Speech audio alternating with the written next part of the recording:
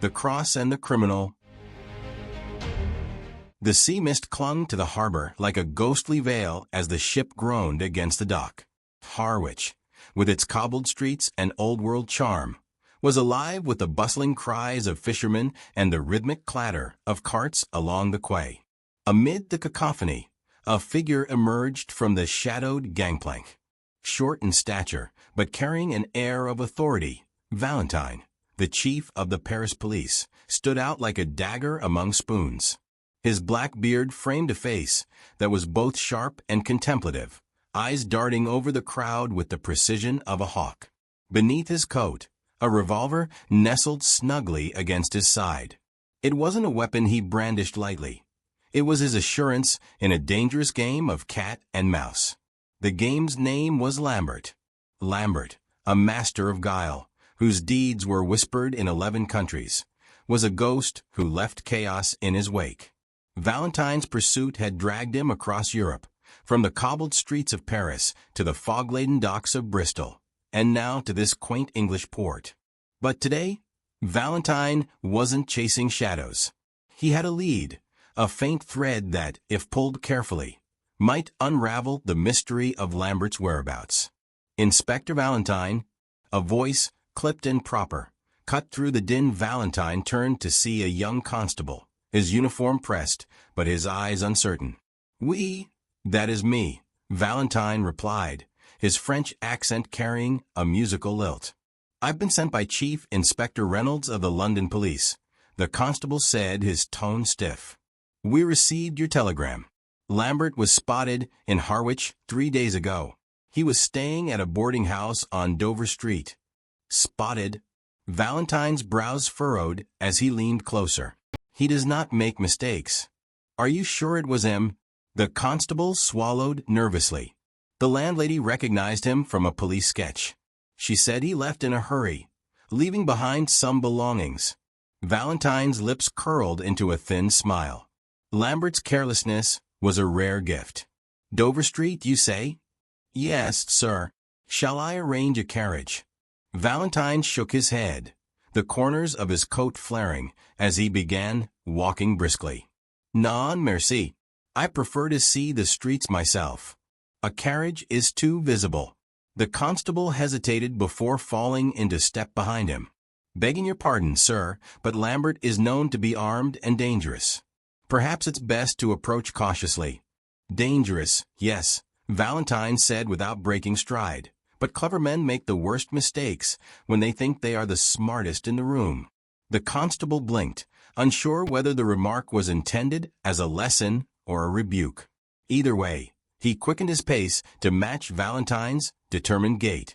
The streets of Harwich were a tapestry of old brick facades and narrow alleys, each corner exuding an air of quiet intrigue. Valentine absorbed it all. The whispers of gossip spilling from shop fronts, the hurried steps of passers-by, the occasional clink of a bottle being exchanged in shadowed doorways. Arriving at the boarding house on Dover Street, the landlady greeted them with a mixture of wariness and curiosity. "You're the French detective, aren't you?" she asked, her apron dusted with flour. "Oui, madame. I hear Lambert was your guest." The landlady crossed her arms. "He was here, all right. Came in with a false name, Mr. Charles Deacon, but I'd recognize those eyes anywhere. They're like a wolf's. I saw the picture in the papers after he'd left." "Did he leave anything behind?" Valentine inquired, his voice calm but insistent. The landlady led them upstairs, her keys jangling as she unlocked the door to a modest room. The scent of stale tobacco and cheap cologne lingered in the air. On the small writing desk, a folded piece of paper and a half-empty glass of whiskey sat undisturbed. "That's all he left," she said. "Didn't even take his change from the nightstand." Valentine stepped into the room, his gloved hands brushing lightly over the surfaces. He picked up the paper, unfolding it with care. "QSC Case," he murmured, scanning the note. It was a list of addresses, hastily scribbled in pencil. One address caught his eye, an old warehouse near the docks. The constable peered over his shoulder. "That's odd. The warehouse has been abandoned for years." Valentine's smile returned, this time tinged with satisfaction. Abandoned to some, perhaps. But to a man like Lambert, it could be the perfect place to disappear. Shall we call for backup? The constable asked. "Non," Valentine said, tucking the note into his pocket. "Lambert will see a crowd coming from a mile away. This requires finesse." Before the constable could protest, Valentine was already moving, his stride as purposeful as ever. As they approached the docks, the air grew heavier, the fog thicker. The warehouse loomed ahead, its windows darkened like lifeless eyes. Valentine motioned for the constable to stay back, his hand slipping to the revolver at his side. Inside, the silence was deafening. Valentine's footsteps were muffled by the thick layer of dust covering the floor. Crates lay scattered, their lids pried open and their contents long gone. But amid the disarray, a faint creak broke the stillness. "Lambert," Valentine called, his voice echoing. "You have run far, but the game is over." A shadow shifted. From behind a stack of crates, a figure emerged, his face half hidden beneath a wide-brimmed hat. Lambert's grin was as sharp as his reputation. "Ah, Valentine. I was wondering when you'd catch up." Valentine raised his revolver, steady as a stone. "Surrender. You cannot escape." Lambert chuckled, his own pistol gleaming in the dim light. "Escape? Oh, my dear Valentine, I never planned on escaping. I planned on watching you fail." The room seemed to hold its breath as the two men faced off, their words sharp as the tension that crackled between them. "Plans change," Valentine said, his eyes narrowing. "And today, yours will end." Does this version capture the tone and depth you're looking for? The name Lambert carried a weight that made seasoned officers sit a little straighter in their chairs and sharpen their focus. Lambert, the man whose cunning seemed boundless, had become a specter haunting the corridors of law enforcement in Europe. Tales of his bold escapes and audacious schemes painted him as something beyond mere criminal, a myth, a phantom. Yet, for all his notoriety, Lambert was no apparition. He was flesh and blood, and Valentine was determined to prove it. "Do you know what they call him back in Paris?" Valentine asked, his voice low and measured, as he pored over files in the dim lamplight of a borrowed office in London. Across from him, Chief Inspector Reynolds, a gruff but capable man with a furrowed brow, leaned back in his chair. "What's that?" Reynolds grunted. "L'ombre," Valentine said, his French accent curling around the word like smoke. "The shadow. Always there, but impossible to catch." Reynolds snorted. "Sounds about right. Last time we had him in custody, he slipped out before the ink was dry on the arrest report." Valentine's eyes narrowed. "I know the story. He took a constable hostage." "No." Reynolds replied, his voice tinged with both frustration and admiration. "It was pure madness. The lad didn't even see it coming." Lambert snatched his revolver, had it to his head in seconds, walked right out of the station like it was a Sunday stroll.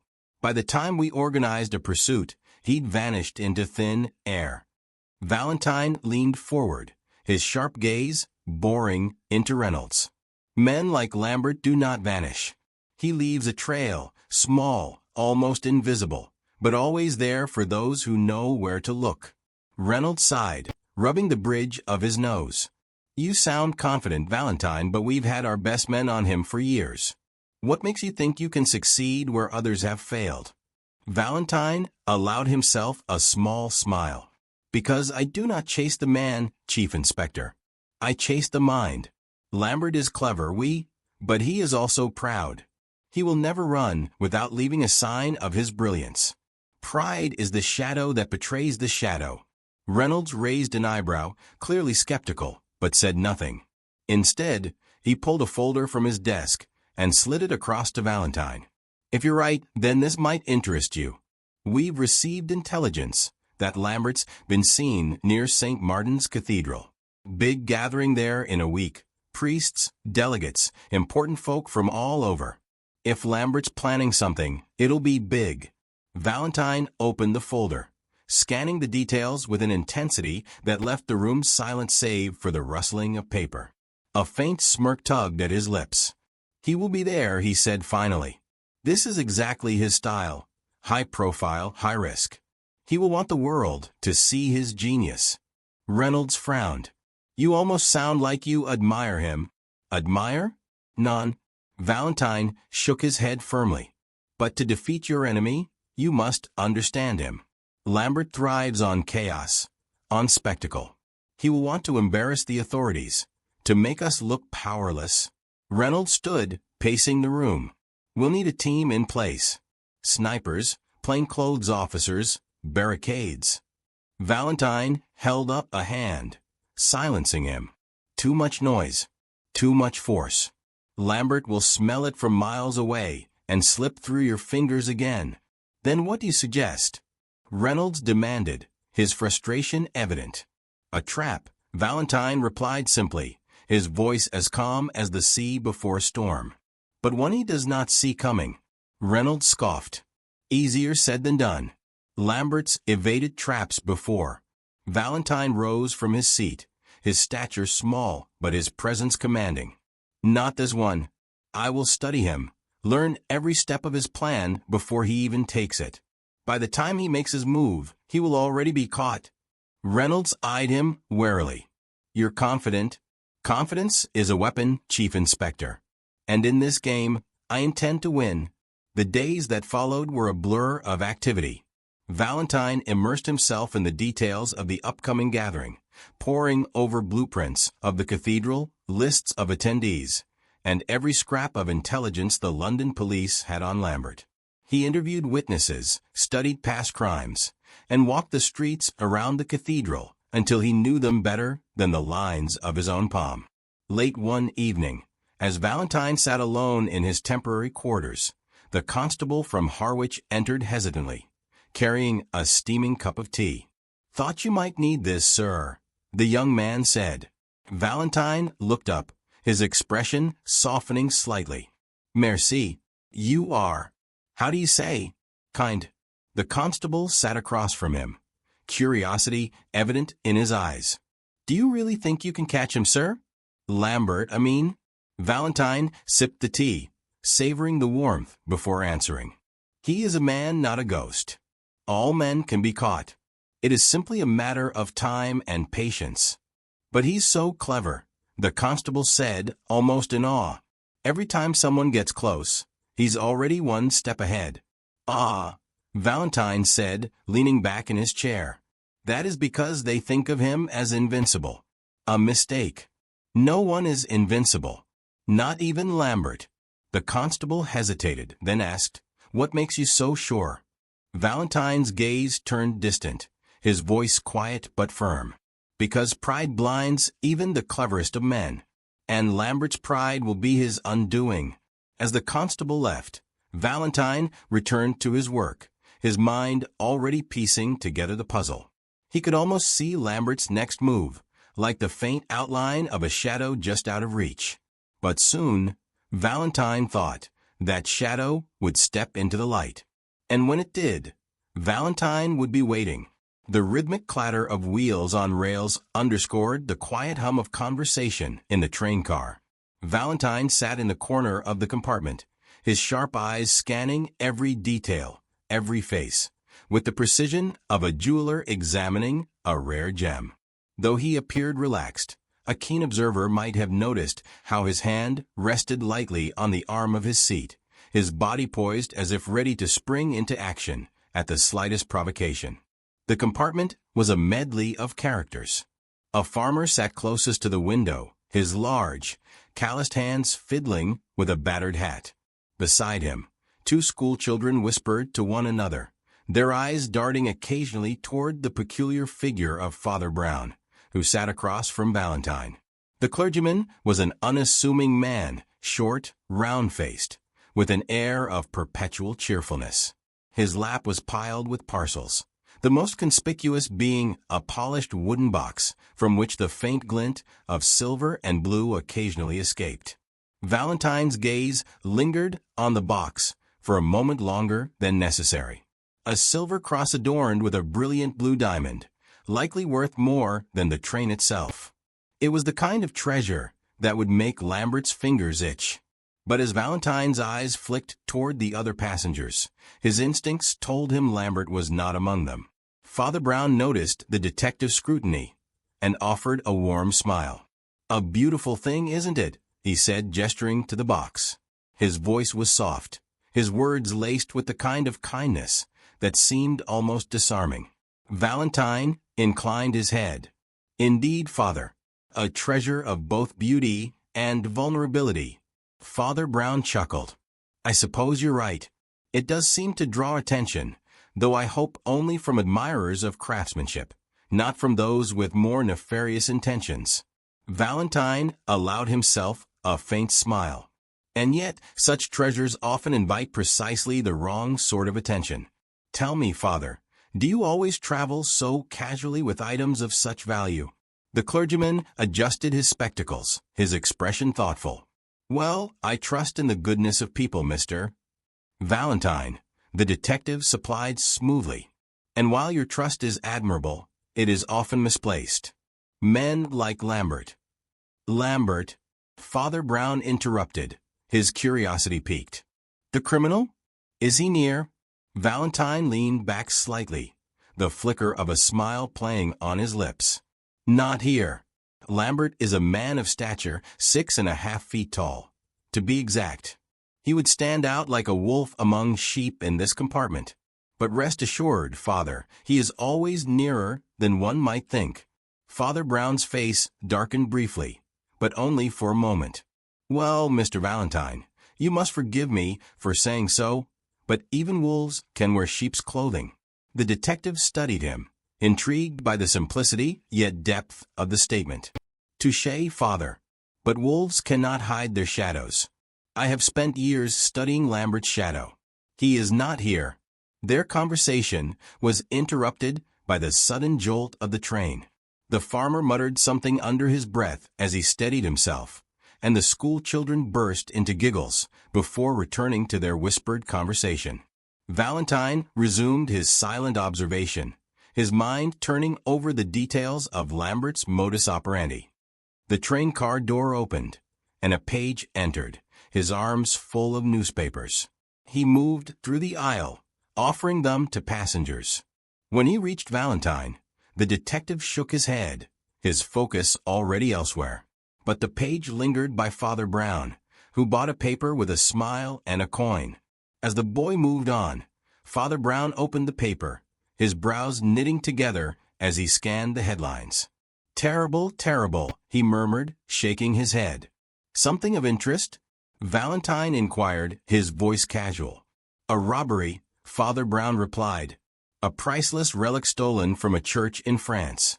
It seems the thief vanished, without a trace." Valentine's lips pressed into a thin line. "Lambert," he said, almost to himself. "Always a step ahead, it seems." The clergyman looked up, his expression one of genuine concern. "Do you truly believe it's him?" "I would stake my career on it," Valentine replied. "Lambert thrives on such audacity. He does not merely steal, he orchestrates performances." Father Brown nodded, his eyes returning to the paper. "Then I suppose it is a blessing that he is not on this train." Valentine did not respond immediately. Instead, his gaze swept the compartment once more. The farmer, engrossed in thought. The children whispering and giggling. The page, now seated at the far end of the car.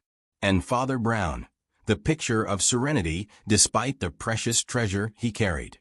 "It is indeed a blessing," Valentine said at last. But even as he spoke, his mind was already moving ahead, planning. Lambert might not be on the train, but the detective knew the man well enough to know that he was never far from his prey. The train's whistle blew, signaling its approach to London. Valentine leaned back in his seat, his fingers tapping lightly against the armrest. Soon, they would arrive, and the real hunt would begin. "Father," he said, breaking the silence. "A word of advice?" Father Brown looked up, his expression curious. "Of course. Trust is a virtue, but vigilance is a necessity." keep your treasure close." The clergyman smiled warmly. "I shall, Mr. Valentine. And I will trust in Providence to see it safely delivered." Valentine nodded, though his thoughts remained pragmatic.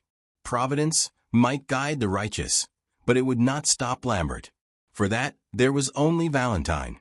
The train screeched to a halt at the bustling London station, its whistle piercing the crisp morning air. Valentine stepped onto the platform, his sharp eyes scanning the sea of faces. People hurried past, oblivious to the presence of Europe's most skilled detective. For Valentine, each movement, each fleeting interaction, was a potential clue. Lambert could be anywhere, and that knowledge sent a current of anticipation through him. As he exited the station, Valentine's stomach reminded him of a mundane but pressing need: food. He made his way to a nearby restaurant, a quaint little place tucked between towering brick buildings. The sign above the door read The White Swan, its paint chipped but still inviting.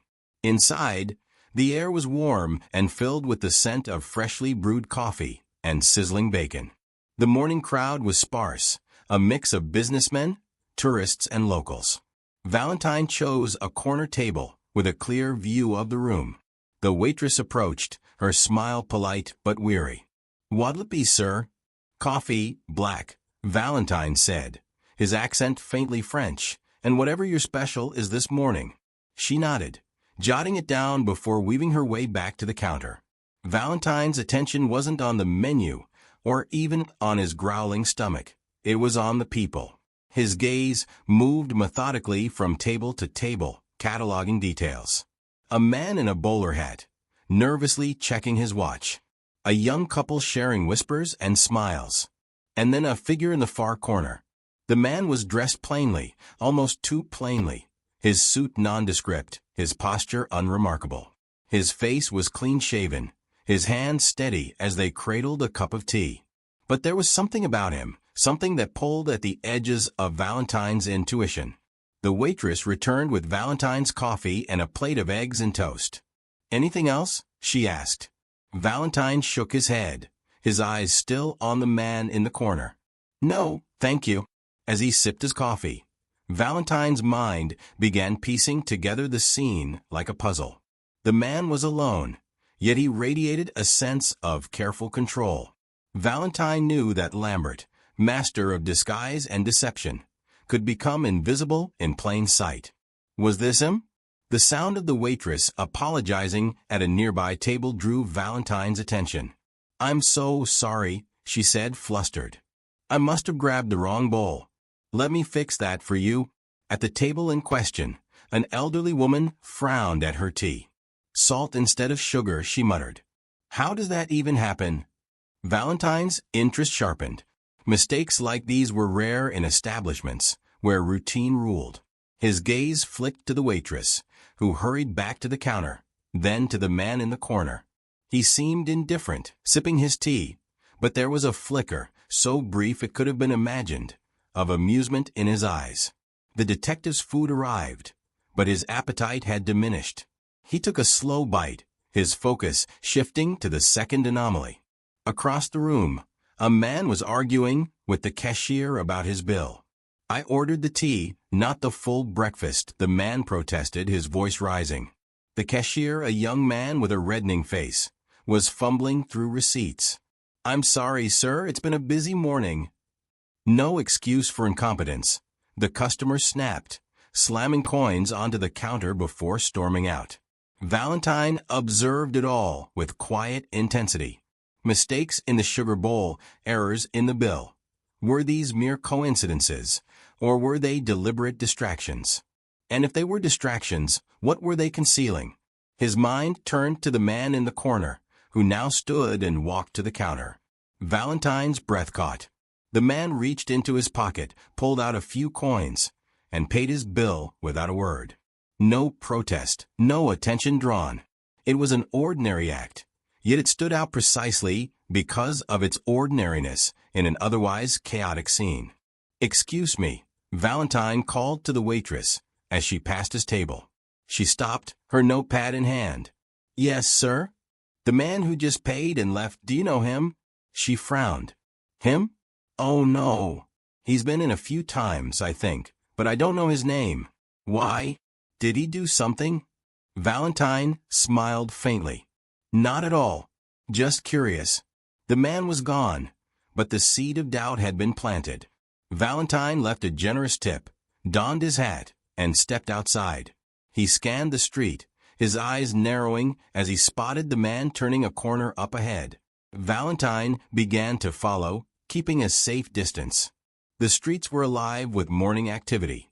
Vendors shouting their wares, carriages clattering by, the air filled with the mingling scents of smoke and bread. The man walked briskly but not suspiciously, his movements blending seamlessly with the crowd. Yet Valentine knew. He could feel it in his bones. This man, this unassuming figure, was Lambert. The mistake with the sugar, the miscalculated bill, they had been tests, distractions to gauge reactions, to see who in the room might be a threat. The man turned down an alley, and Valentine quickened his pace. He rounded the corner, but the alley was empty save for a few crates and a stray cat darting away. Valentine cursed under his breath. Lambert had vanished, slipping through the cracks of London as he had done in Paris, Brussels, and a dozen other cities. But Valentine was undeterred. Lambert had left clues, however small. And while the criminal might excel at disappearing, Valentine excelled at finding him. He stepped back into the main street, his mind already racing ahead. Lambert's movements were like the steps of a dance, intricate but with a pattern. Valentine knew the rhythm now, and he would not stop until he uncovered the next step. The streets of London were alive with their usual clamor as Valentine moved briskly, his coat fluttering behind him. The morning air carried the sense of coal smoke and the faint tang of the Thames, and the city seemed determined to distract him at every turn. Yet his mind was a steel trap, focused entirely on one goal: following Lambert's trail. The alley where Lambert had vanished led to a bustling street lined with shops, one of which caught Valentine's sharp eyes, a modest fruit stand. Its awning was faded, its crates stacked haphazardly, and a boy no older than 10 lounged by the entrance, chewing a piece of apple. Valentine stepped closer, his boots crunching on cobblestones. Inside, the air was thick with the sweet and tangy aroma of fruit. Bananas hung in bunches from the ceiling, apples gleamed in barrels, and citrus fruits were piled high in crates. But something fell off. Valentine's trained eye quickly picked out the inconsistency. A sign reading peanuts, 5 pence, was planted firmly in a crate of bright oranges, and another marked oranges, 3 pence, adorned a sack of peanuts. Curious, Valentine muttered to himself, running his fingers along the edge of the mislabeled crate. "Help you with something, mister?" A gruff voice broke through his thoughts. Valentine turned to see a short, balding man emerge from the back of the shop, wiping his hands on a dirty apron. His eyes, small and shrewd, darted to the detective's face. "Perhaps," Valentine replied, his tone casual. "Your signs seem to be having a bit of an identity crisis." The shopkeeper frowned and glanced at the signs. "Blimey, would you look at that? Must have been the boy again, messing about when he's supposed to be working." Valentine nodded slowly, but his instincts whispered otherwise. This was no innocent mistake. The mix-up was too deliberate, a subtle signal perhaps, or a means to misdirect. He decided to test the waters. "I'm looking for someone," Valentine said, reaching into his pocket and producing a photograph of Lambert in one of his less obscure disguises. "Seen this man?" The shopkeeper squinted, his brow furrowing. Hard to say. We get all sorts through here." "I imagine you'd remember him," Valentine pressed. "Tall fellow, 6.5 feet, with a presence that's hard to miss." The man hesitated, rubbing his chin. "Now that you mention it, might have been someone like that. Came through just this morning, in fact. Didn't buy anything, though, just passed through with another bloke." Valentine's ears pricked up. "Another man? Can you describe him?" Shorter than the tall one," the shopkeeper said, gesturing vaguely with his hands. "Not much to look at, plain clothes, brown hat. Looked like they were in a hurry, whispering to each other as they went. Did you catch where they were heading? The shopkeeper scratched his head, then pointed down the road. Toward Westminster, I reckon. Took off that way not long before you came in. Valentine slid the photograph back into his pocket, nodding his thanks. But he wasn't done. His eyes swept the shop again, pausing at the odd signs. He tapped the one labeled peanuts with a gloved finger. Your boy must be very inventive to make such a precise error, he said lightly. And at such a convenient moment, too. The shopkeeper shifted uncomfortably, his mouth opening as if to protest. But Valentine held up a hand. No matter, he said smoothly. Thank you for your time. I believe I'll head toward Westminster now. Good day. As he stepped outside, Valentine felt the shopkeeper's eyes on his back, suspicion and wariness mingling in the gaze. That confirmed it. This man knew more than he let on. But pressing him further might have spooked him into silence. For now, the trail was leading toward Westminster, and Valentine would follow. The streets became more crowded as Valentine moved closer to the heart of London. Vendors shouted their wares, carriages rattled by, and pedestrians wove through the chaos with practiced ease. Westminster loomed in the distance, its grand spires piercing the sky like silent sentinels. Valentine's mind worked quickly. The mismatched signs at the fruit shop were no coincidence. Lambert was meticulous, and every detail of his movements was designed to mislead or confuse. The shopkeeper's hesitation, the cryptic signals, it was all part of the game. But Valentine had no intention of being outplayed. He quickened his pace, his boots striking the cobblestones with purpose. The hunt was intensifying, and with each step, he felt the gap between him and Lambert narrowing. Westminster was vast, its winding streets and hidden corners perfect for a man like Lambert to disappear into. But Valentine had something the criminal didn't, an unyielding determination and an ability to see patterns where others saw only chaos. Ahead, the spires of Westminster Abbey came into full view, their majesty casting long shadows over the bustling square. Valentine slowed, his eyes scanning the crowd. Somewhere in this sprawling city, Lambert was weaving his web of deception. But Valentine was ready, and he would find the next thread. The sweet shop sat on the corner of a bustling street, its window display gleaming with colorful candies, carefully wrapped chocolates, and jars of sugared almonds. The bell above the door jingled as Valentine stepped inside, the rich scent of caramel and vanilla wafting around him. For a moment, it was a sharp contrast to the tension that had defined his pursuit of Lambert. But his sharp eyes quickly scanned the room, noting every detail. The counter stacked with neatly tied parcels, the clerk with her flour-dusted apron, and the postal ledger open by the till. The shopkeeper, a stout woman with rosy cheeks, looked up and offered a warm smile. "Good morning, sir. Here for something sweet." Valentine returned a polite smile, his voice as smooth as silk. "Perhaps. But I'm also looking for some information. Something unusual might have occurred here recently." Her brow furrowed slightly, and she set down the paper cone she'd been folding. "Unusual? This is a sweet shop, sir. Unless someone's suddenly allergic to sugar, I wouldn't say anything out of the ordinary happens here." Valentine chuckled lightly, then withdrew the photograph of Lambert. "I'm looking for this man. Tall, imposing, not the sort you'd easily forget. Has he been here?" The shopkeeper's eyes widened as she studied the photograph. "Oh, now I remember. He came in yesterday, made quite an impression, he did. Didn't buy anything, though."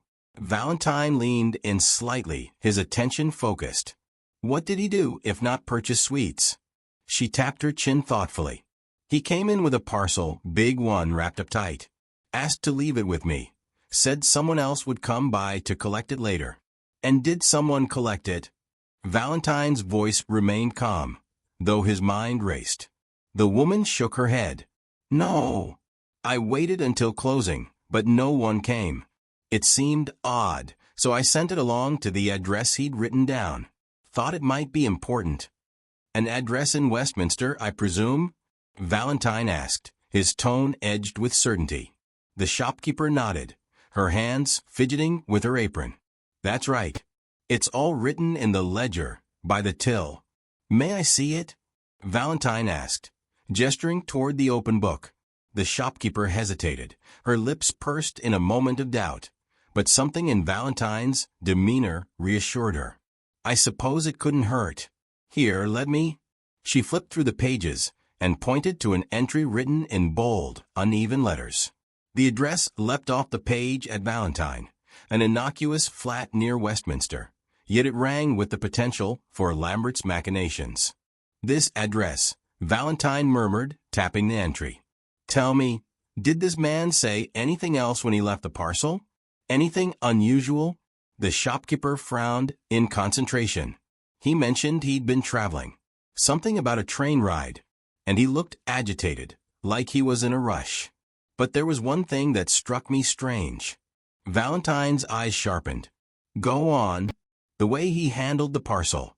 Most people are careful with packages, especially if they're heavy. But he was almost careless, like he didn't care what happened to it. She paused, then added thoughtfully, now that you mention it, I don't think it was the real package. Valentine nodded. Very perceptive of you. Did you notice anyone else here around the same time? Actually, yes, she said, brightening as the memory came back. There was a priest, a short man, round-faced, with a kind demeanor. He came in just before the tall fellow left. Bought a little box of chocolates, nothing fancy. Father Brown, Valentine said softly, more to himself than to her. It was becoming clear now. Father Brown, ever the unassuming yet sharp-witted observer, had likely switched the parcels. Lambert, confident in his own cunning, must have been unaware that he'd left the sweet shop with a decoy.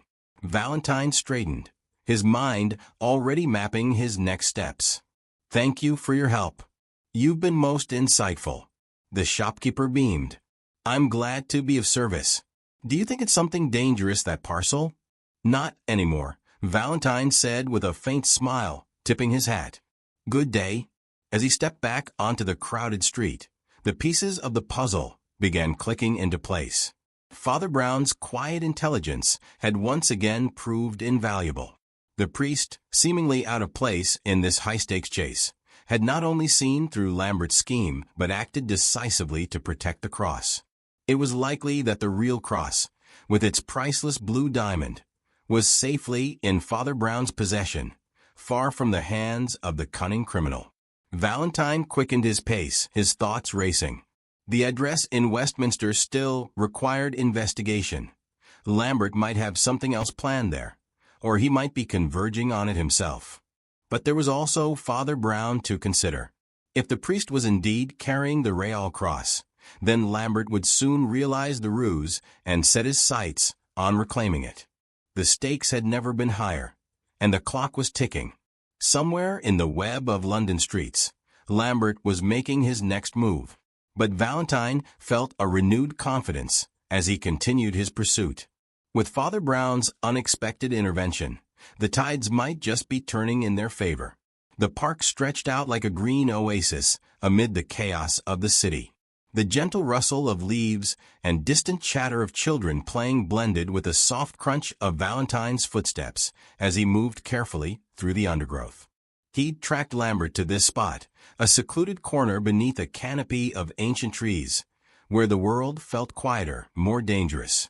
His revolver rested in its holster, his hand hovering near it, but his sharp mind was the weapon he trusted most. As he crouched behind a thick oak tree, Valentine's eyes fell upon the unmistakable figure of Lambert, a towering man with a predator's confidence, his shoulders squared, and his every movement purposeful. Next to him stood a wiry accomplice, a man with shifty eyes and nervous hands that twitched as he adjusted the brim of his cap. Lambert's voice, low and gravelly, carried across the clearing like the growl of a wolf. "You've been playing games with me, priest," Lambert snarled, his eyes narrowing as they locked onto Father Brown. The diminutive clergyman stood before him, his round face composed, his hands clasped lightly over his chest. Despite the looming threat of the criminal towering over him, Father Brown radiated an almost disarming calm. "I assure you," Father Brown said in his soft, steady voice, "I'm not one for games. Though, I suspect you might have been outmaneuvered all the same." Lambert's lips curled into a sneer, and he stepped closer, the tension in his frame unmistakable. "Outmaneuvered," he repeated, his voice heavy with mockery. "You think I don't know what you're up to? You've got the cross, and you're going to hand it over, or I'll—" "Do what exactly?" Father Brown interrupted, tilting his head slightly as if genuinely curious. "Shoot me in a park in broad daylight? Cause a scene and draw every constable in London to this very spot? Oh, I'd imagine even you would find that a tad inconvenient." Valentine suppressed a smirk from his hiding place. Father Brown's measured words were like surgical strikes, cutting through Lambert's bluster with unnerving precision. The detective marveled at the priest's ability to remain unflappable in the face of such danger. Lambert, however, was far from cowed. He reached into his coat, withdrawing a glinting blade rather than a gun. "You think I need a gun to deal with you? I've got ways to make you talk, priest." The accomplice, still fidgeting at Lambert's side, glanced nervously around the park. "Boss, maybe we ought to keep it quiet," he muttered. "Too many people about and we don't know who might be watching." Lambert shot him a glare. "Then shut up and keep watch." Father Brown exhaled softly, the sound almost like a sigh of disappointment. "Mr. Lambert," he said, "I truly hoped you might listen to reason. But since you're intent on this course of action, I must inform you that threatening me will gain you nothing." Lambert barked a laugh, a short, humorless sound. "Nothing, eh? You've got the cross, and I'm taking it. You've been holding out on me, but I'm done playing." The priest's gaze met Lambert's, steady and unyielding. "I don't have the cross." That statement seemed to halt Lambert in his tracks. His brow furrowed, and a flicker of doubt crept into his expression. "What are you talking about?" "The cross you're so eager to claim is no longer with me," Father Brown explained. "It was safely dispatched before you even realized what had happened. By now it's well out of your reach." "You're lying," Lambert hissed, though his grip on the knife faltered slightly. "Am I?" Father Brown asked, his voice serene. "You're a man who prides himself on being clever, Mr. Lambert. Consider this. When we last crossed paths, did you truly believe I wouldn't take precautions? That I wouldn't anticipate your intentions?" For a moment, the clearing fell silent, the only sounds the distant chirping of birds and the faint rustle of leaves in the breeze. Valentine, still concealed behind the tree, watched as Lambert's confident veneer began to crack. Lambert turned to his accomplice, his voice a harsh whisper. "Did you see him send anything off? Did anyone leave the park with a package?" The smaller man shook his head helplessly. "I don't know, boss. I didn't see nothing." Father Brown, meanwhile, adjusted his spectacles and offered a small, apologetic smile. "It's remarkable how easily things can slip by when one is too focused on the wrong details. That parcel, well, I think you'd be quite surprised at its current destination. A pity you won't be retrieving it." Lambert's frustration boiled over. With a growl of rage, he lunged toward Father Brown, his blade poised to strike. But in that instant, Valentine stepped into the clearing, his revolver drawn and his voice ringing out like a thunderclap. "Drop the knife, Lambert." The criminal froze, his blade inches from Father Brown's chest. His head whipped around, and his eyes landed on Valentine, who stood with the composure of a man who had orchestrated this moment from the start. "Chief Inspector Valentine," Lambert spat, his voice laced with venom. "I should have known you'd show up." Valentine's expression remained impassive, his revolver steady. "And yet you didn't plan for it. Drop the weapon, and let's end this without further drama." For a long moment, Lambert hesitated, his eyes darting between the calm, unarmed priest and the poised detective. Finally, with a snarl of frustration, he flung the knife to the ground, the blade clattering against the cobblestones. Father Brown exhaled softly, adjusting his cassock as if nothing untoward had occurred. "Thank you, Mr. Lambert," he said, his tone as gentle as ever. "It's never too late to choose the right path, you know." Lambert glared at him, but said nothing as Valentine stepped forward, securing the criminal in handcuffs with practiced efficiency. As he led Lambert and his accomplice away, Valentine glanced back at Father Brown, a note of admiration in his voice. "You've got nerves of steel, Father." The priest offered a modest shrug. "Not nerves, Inspector. Just faith." And with that, he turned and strolled out of the park, leaving Valentine to marvel once more at the unassuming clergyman who had outwitted one of Europe's most notorious criminals. The street lamps flickered as Father Brown and Inspector Valentine walked side by side, the clergyman's small frame dwarfed by the imposing silhouette of the chief detective. Lambert and his accomplice had been taken away, their protests fading into the background as officers hauled them off to face justice. Now, with the adrenaline fading, Valentine turned to the priest, curiosity etched across his sharp features. "Father Brown," he began, his tone almost begrudging, "I've worked with some of the finest minds in Europe, and I've rarely seen such an intricate trap set for a criminal. How, in heaven's name, did you pull it off?" Father Brown adjusted his hat, a faint smile tugging at the corners of his mouth. "Oh, it wasn't so intricate, Inspector. Just a matter of noticing what's already there. Criminals, you see, often believe their schemes are invisible because they focus so intently on others' blind spots. But they forget sometimes it's the simplest things that give them away." Valentine raised an eyebrow, clearly skeptical but intrigued. "Go on." "Well," Father Brown said, his hands clasped behind his back as they walked, "it began at the restaurant when I noticed two peculiar things. The first was the sugar bowl." Valentine frowned. "The sugar bowl? What about it?" "Ah," Father Brown replied, "it wasn't sugar at all, but salt.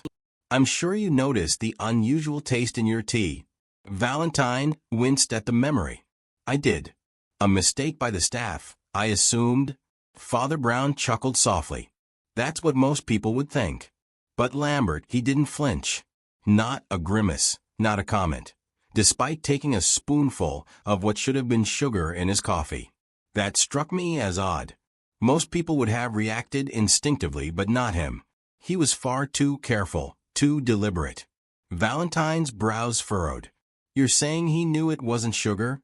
"Precisely," Father Brown said. "And how would he know that unless he'd been the one to tamper with it? He didn't need to drink it to confirm. He had already orchestrated the error, probably hoping to cause a distraction. Then there was the matter of the bill." "The bill?"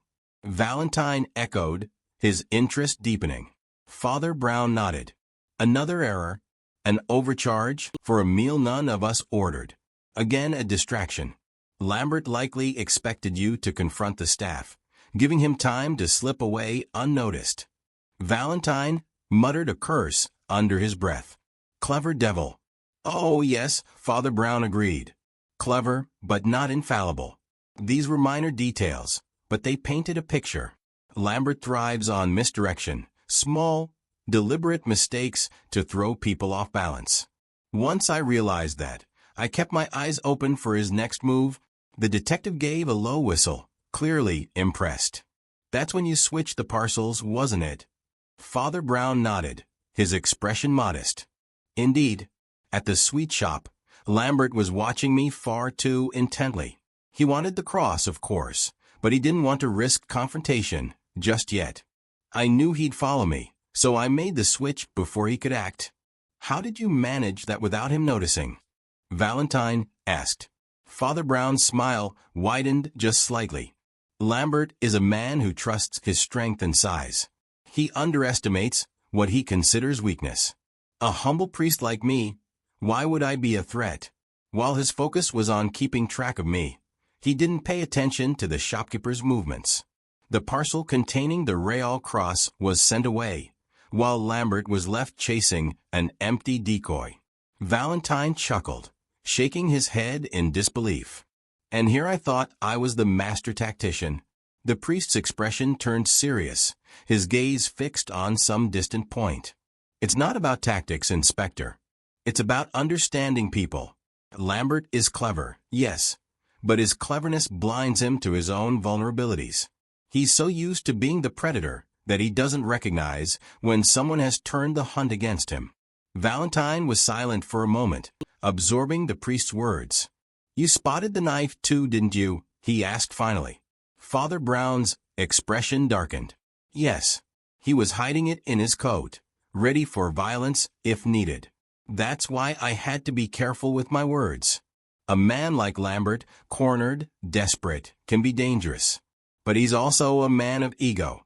I knew if I planted enough doubt in his mind, he'd hesitate. And that hesitation gave me time to intervene. Valentine finished, his voice thoughtful. "Exactly," Father Brown said. "You see, Inspector, solving a problem like Lambert isn't about outsmarting him in a grand way. It's about understanding his patterns, his assumptions, and using them against him." Valentine stopped walking, turning to face the priest fully. "You've got an extraordinary gift, Father. Most people wouldn't have noticed half of what you did." Father Brown shrugged, his smile humble.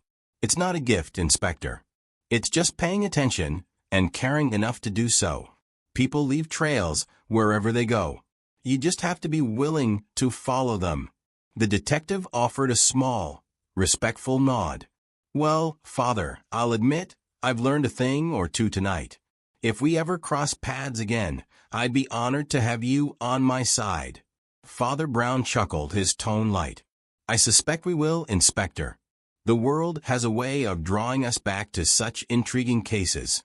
As the two men parted ways, the night seemed somehow quieter, the city settling into a calm after the storm. For Valentine, it was another case solved.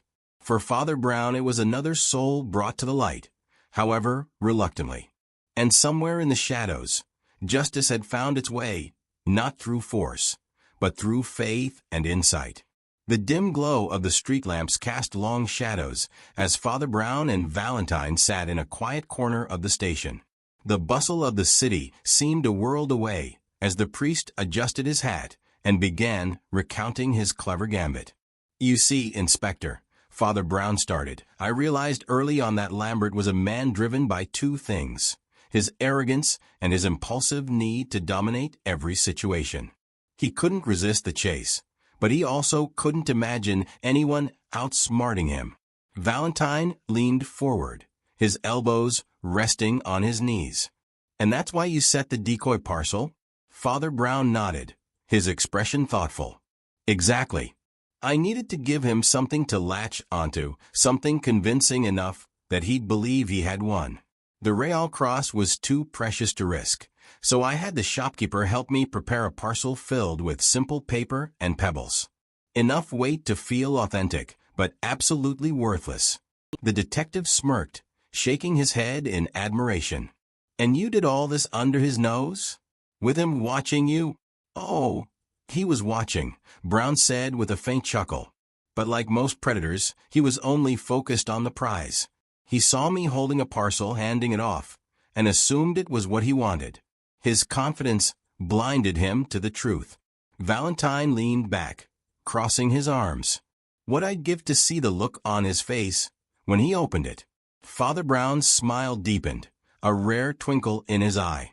"It was memorable, I assure you. After the officers apprehended him, they told me he'd ripped the paper apart in a fury, scattering the pebbles across the ground. He was shouting threats, demanding to know where the Real Cross was." The detective barked a laugh. "Let me guess, he didn't believe you when you told him it was already far out of his reach." "Not at first," Brown admitted. "Men like Lambert often struggle to accept defeat. He accused me of lying, of trickery.